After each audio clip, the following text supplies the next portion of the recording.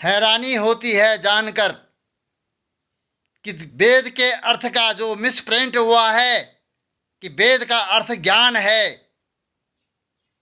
यह कहीं न कहीं चूक हुई है। वेद का अर्थ ज्ञान नहीं होता है। वेद ज्ञान को जानता है, वेद ज्ञान को परखता है, लेकिन विश्व के सामने प्रश्न खड़ा होता है कि ज्ञान क्या है। तो ज्ञान का शाब्दिक अर्थ है परमात्मा, ज्ञान का शाब्दिक अर्थ होता है ईश्वर, ज्ञान का शाब्दिक अर्थ होता है अल्लाह। तो फिर प्रश्न खड़ा होता है कि वेद और ज्ञान में क्या सामंजस्य है। तो वेद प्रकृति का वह मूल तत्व जो पंच तत्वों से रचा बसा है, प्रकृति का वह मूल तत्व जो पंच तत्वों से निर्मित है, और पंच तत्वों की जो अस्तित्व है उस अस्तित्व की वैज्ञानिकता का नाम वेद है, जिससे सारा ब्रह्मांड, सारा जगत, सारी भौतिकता, रासायनिक द्रव्य जिससे उभर कर निकलता है वो वेद है। लेकिन प्रश्न यह है कि वेद रहता कहाँ है और परमात्मा रहते कहाँ हैं। तो जहां परमात्मा रहते हैं वहीं वेद भी रहता है। ये दोनों एक दूसरे के पूरक में हैं। इसको जानने के लिए जब मेरा हृदय खुला, मेरी हृदय की गांठ खुली, तो ये मेरा हृदय मेरा मार्गदर्शक बनकर, मेरा पथ प्रदर्शक बनकर मेरी योग समाधि की यात्रा में गमन करते करते करते हम चौदलोक ब्रह्मांड के पार असीम ब्रह्म में जब पहुंचे, तो असीम ब्रह्म के पारावार में हम गोता लगाते लगाते लगाते लगाते डुबकी मारते मारते मारते उस स्थान पर पहुंचे। उस अगाध शून्य के अंदर हम प्रवेश हुए, जहां पर हमारा भाग्य उदय हुआ और हमने वेद को देखा है। आहा, तो वेद का जो आभा थी, उसकी जो सौंदर्य थी, उसके जो दिव्य किरणों में रंजित थी, उसको देखकर हम भी आनंदित हो गए, हम भी प्रफुल्लित हो गए, हम भी आलोकित हो गए। तो हमने जाना कि वेद प्रकृति के जो मूल पंच तत्व हैं उसके अस्तित्व का जो वैज्ञानिक स्वरूप है, उस स्वरूप में जो पंचकरणों की पंचरंगत में जो अटखेलियां खेल रही हैं, वो दिव्य किरणें जो सारा वेद भूमा का निर्माण कर रहा है, और परमात्मा के चारों तरफ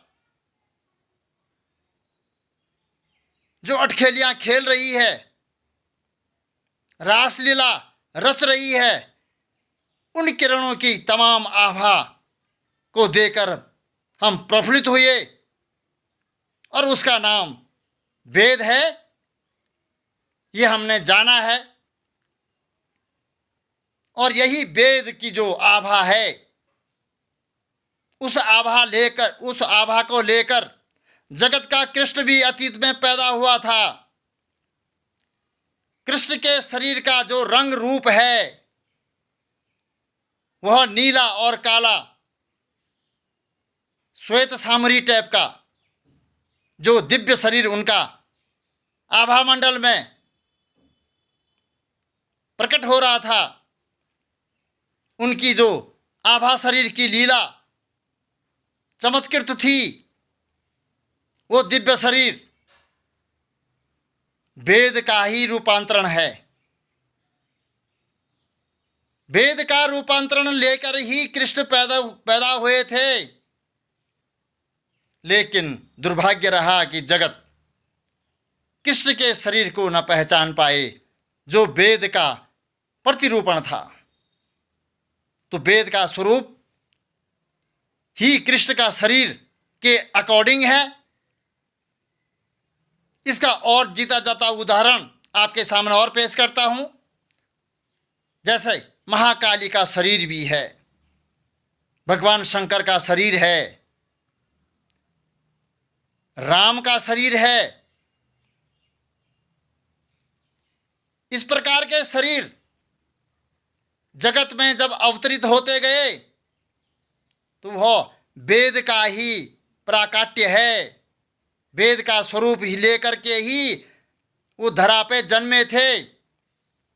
लेकिन दुर्भाग्य रहा, हम उस वेद को न पहचान पाए, उस शरीर को नहीं पहचान पाए। तो आज मैं जब वेद भूमा में प्रवेश हुआ और मैंने पाया कि वेद की अलौकिक जो दुनिया है वो परमात्मा के वृत्ताकार में रंजित है, और जब मैं वेद भूमा के बीच से जो पायदान परमात्मा को प्रवेश होते हैं, गमन होते हैं, जाते हैं, बिसते हैं, उन पायदानों के सुरंग में जब मैं प्रवेश हुआ तो वही बैकुंठ है। और बैकुंठ के बारे में जो मैंने 2-4 शब्द सागर में गागर भरने की कोशिश की है, उन शब्दों को आपके जहन तक पहुंचाने का मैं जो काम कर रहा हूं, शायद आप इसको संभाल के रखें तो 2-4 लम्हों को मैं अपने भाव में कहूं कि ओ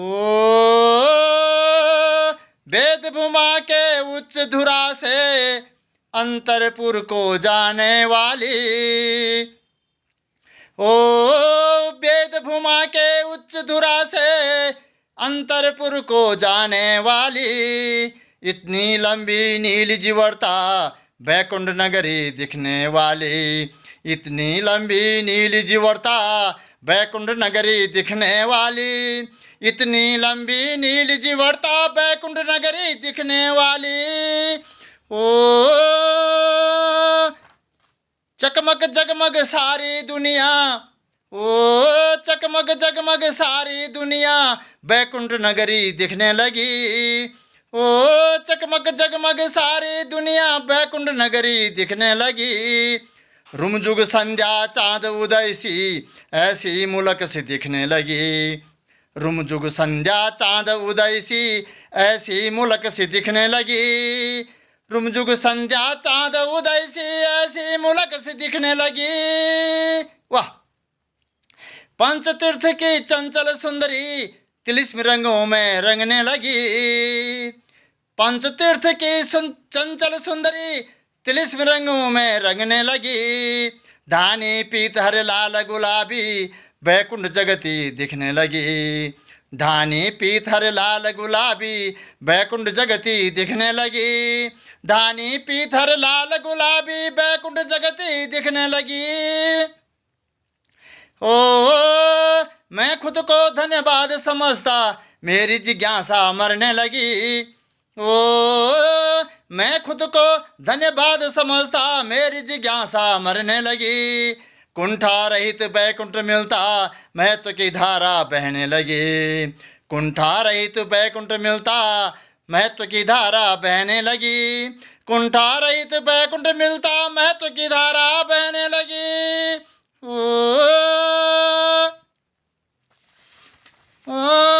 बैकुंठ पर्यंत उद्दीपन होता वह सितारा चलने लगी, आह ओ बैकुंठ पर्यंत उद्दीपन होता वह सितारा चलने लगी, वेद भूमा पर छिपती जाती सबका मालिक दिखने लगी, वेद भूमा पर छिपती जाती सबका मालिक दिखने लगी, वेद भूमा पर छिपती जाती सबका मालिक दिखने लगी। ओ इतने युगों से छिपी हुई जो ओ इतने युगों से छिपी हुई जो आज स्वयं में प्रकट हुई, इतने युगों से छिपी हुई जो आज स्वयं में प्रकट हुई, परम प्रकाश के चकाचौंध में विराट दर्शन देने लगी, परम प्रकाश के चकाचौंध में विराट दर्शन देने लगी, परम प्रकाश के चकाचौंध में विराट दर्शन देने लगी। ओ कुंठा परंतु बैकुंठ हो तुम, ये तो बताओ कहाँ हो तुम। ओ कुंठा पर्यंत बैकुंठ हो तुम, ये तो बताओ कहाँ हो तुम। साक्षात दर्शन दो तुम मुझको, नजर तो आओ कहाँ हो तुम। साक्षात दर्शन दो तुम मुझको, नजर तो आओ कहाँ हो तुम। साक्षात दर्शन दो तुम मुझको, नजर तो आओ कहाँ हो तुम। ओ तत्व का एक महोत्सव हो तुम, अद्भुत अलौकिक रहस्य हो तुम। तत्व का एक महोत्सव हो तुम, अद्भुत अलौकिक रहस्य हो तुम। परम स्वयंभू परमात्मा से नजर मिलाते हो तुम। परम स्वयंभू परमात्मा से नजर मिलाते हो तुम। परम स्वयंभू परमात्मा से नजर मिलाते हो तुम। परमात्मा का शाश्वत दर्शन उनकी लीलाओं में छिपी हो तुम। ओ परमात्मा का शाश्वत दर्शन उनकी लीलाओं में छिपी हो तुम। उनकी आभा मुझको दिखा दो, इतनी कृपा तो कर दो तुम। उनकी आभा मुझको दिखा दो, इतनी कृपा कर दो तुम। उनकी आभा मुझको दिखा दो, इतनी तो कृपा कर दो तुम। वाह! इन स्वर्णिम अक्षरों को मैं आपके जेहन तक भेजने का काम कर रहा हूं, और यह वेद वैकुंठ और परमात्मा की जो दिव्य रौनक है, उस रौनक को आपके जेहन में भेज रहा हूं।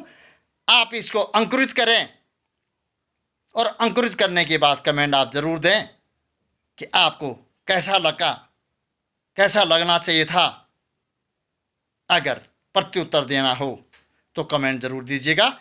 यहीं पर आज अपनी वाणी को मैं विराम रखता हूं। धन्यवाद।